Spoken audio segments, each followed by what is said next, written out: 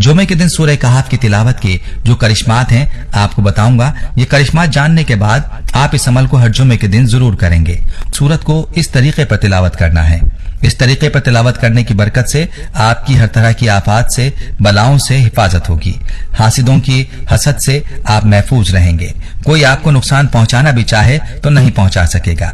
आपके दुश्मनों से और हर तरह के लोगों से हिफाजत होगी। किसी ने भी सूरह कहफ पढ़ने को अपनी आदत बनाया, उसको कभी किसी मुश्किल से दो चार नहीं होना पड़ा।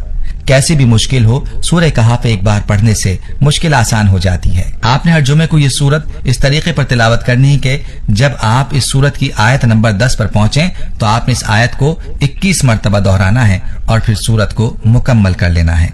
इस तरीके पर सूरत तिलावत करने के बाद आप अल्लाह की जात से जो दुआ मांगेंगे इंशाअल्लाह कबूल होगी। अल्लाह की रहमत आपको हासिल होगी और जिस किसी को अल्लाह की रहमत हासिल हो जाए फिर उसको किसी और चीज की जरूरत